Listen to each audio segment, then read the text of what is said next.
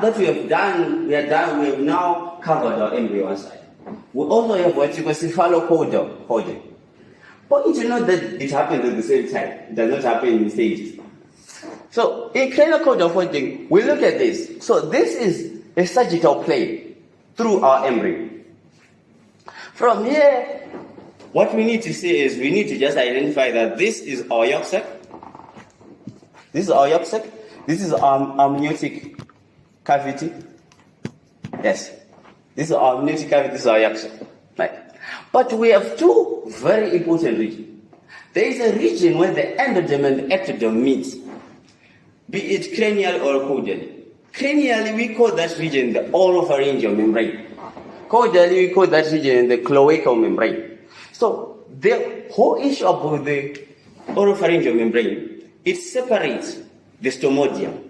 Stomodium, which is our future oral cavity, which is our future mouth, the stomodium, and it's separated from the pharynx, which is the upper portion of the foregut. So, key point to know that in the 4th week, this oropharyngeal membrane will rupture. When it ruptures, it will provide a connection between the oral cavity and the pharynx. This is why we have a continuous tube. Right. Also, the cloacal membrane. We say that this is the continuation of the endoderm and the ectoderm and the caudal end. Right. So what it does, it separates the upper portion of the anus from the lower portion, which we call the prooctodium. Right.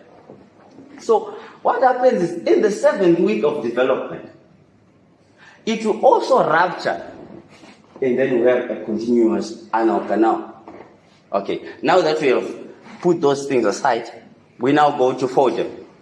So what's happening is cephalocaudal holding. We have the head region that's going downward. But point to remember is that this region here is where we are going to form our heart. Our heart is already forming in this region. Until above it, we are forming the septum transversum. Here we have got the oropharyngeal membrane. So when you sort of fold, the cranial-most item, which is our septum transversum, is the one that's going to go in here. So we now have our septum transversum. So what it does, it's going to form the primitive separation between our peritoneal cavity and the thoracic cavity. And then you see, above it, we have our heart, which is forming the primitive pericardial cavity here. And now, the cranial-most part, we now have our oropharyngeal membrane. So there's a region of the yolk sac that is enclosed when we do this cranial folding. We refer to that region as the foregut. Right. So our foregut is what's going to form our esophagus. Right. This region that's closed when you do caudal folding, that region is what's going to become our hindgut. And this region in the middle, we call it our midgut. Right, beautiful stuff. Right. So this basically summarizes craniocaudal folding. Moving on.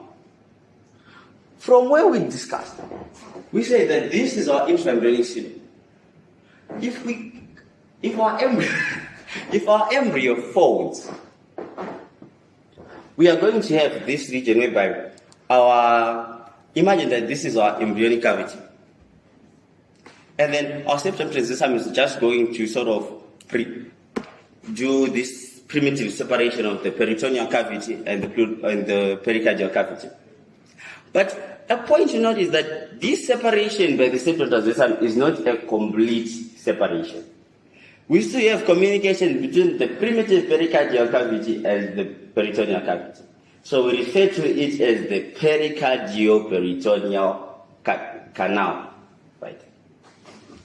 So what happens if we were to take the cross section of our primitive pericardial cavity? We call it primitive because we still haven't separated it into the plural with we have not formed the largest. So what happens is that we have formation of our lung buds. So as these lung buds grow, we also have formation of what we call the pleuropericardial folds here, to sort of try and separate our thoracic cavity. So our lung buds will start to grow laterally, ventrally, and dorsally. So when they grow laterally and ventrally, they are growing posterior to these pleuropericardial folds. So as the lungs grow, they start to grow in the pericardio-peritoneal canals. We can refer to them as the primitive pleural cavities. But as they grow, the pericardio-peritoneal canals will become too small and they will start to grow into the mesentery. As they grow, we have got this sort of development from our pleuropericardial folds, whereby it sort of divides into the definitive thoracic wall and the pleuropericardial membrane. So, another point to note here is that this contains our phrenic nerve and our common cardinal veins. We have the right common cardinal and the left common cardinal. As our lungs grow, our two pleuropericardial membranes, they move towards each other until they fuse together in the center. So, a point to note here is that the right pleuropericardial membrane is the one that's going to reach here first. And that the right common cardinal vein is larger than the left one. So when these two fuse together, we have what you call formation now of our pericardial cavity containing the heart and our pleural cavity containing the lungs, which are still growing.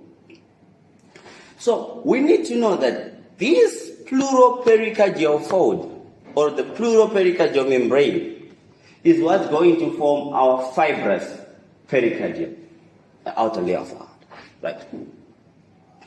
So, but however, there is still a connection between the thoracic cavity and the peripleural cavity. So, since there is still that connection, because of those two canals, we have what we call formation of the pleuroperitoneal folds. So, these pleuroperitoneal folds, they project into the caudal end of the pericardio-peritoneal canals. So, as they project, they start to move medially and ventrally until they fuse with our septum transversum in the 7th week.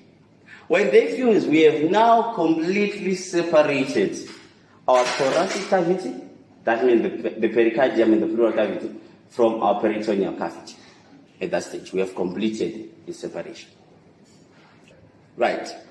So, we now talk about our diaphragm. So the diaphragm, as we say, that it separates. It's the muscle that separates the abdominal cavity and the thoracic cavity, right?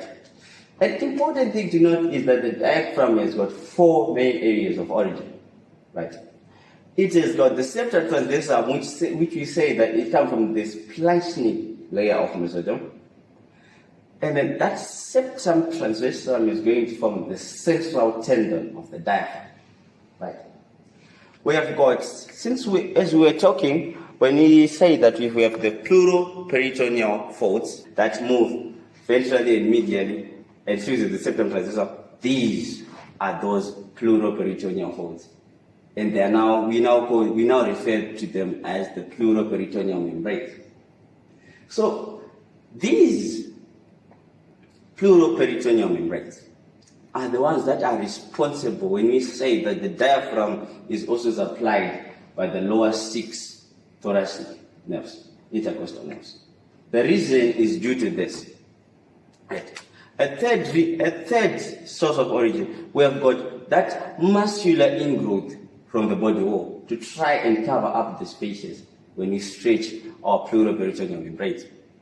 We also have an origin that comes from the dorsal mesentery of esophagus and maybe some surrounding the aorta.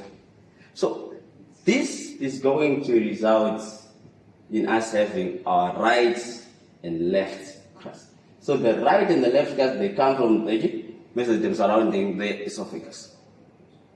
Right. So while we're talking, we say that the diaphragm comes from the septum transversum, but it also has supply, just as a region that's originating from the thoracic wall. So this is why we say the nerve supply of the diaphragm is the phrenic nerve and the lower six intercostal space. Because it makes sense to say that since it has an origin from the thoracic wall, it will also be supplied by those intercostal nerves. But an issue of importance is related to the phrenic nerve. So during development, around the 4th week of development, the diaphragm is in the cervical region. While it's in the cervical region, we have got migration of the somates C3, C4, C5 into the diaphragm. And then when they migrate, we know that the spinal cord, when they migrate, the vertebral column grows fast. And then will result in us moving the diaphragm. It then moves from that level of the cervical region to the thoracic region, where it is. So this explains why, despite being in the thoracic region, it is supplied by the spinal segment of C3, C4, and C5. Because in the 4th week, it is there in the cervical region, but around the 6th week, our diaphragm is in the thoracic region. That wraps up our diaphragm. Catch you in the next series, where we'll be talking more about the development of the respiratory system, followed by how our heart develops. Thank you. Subscribe.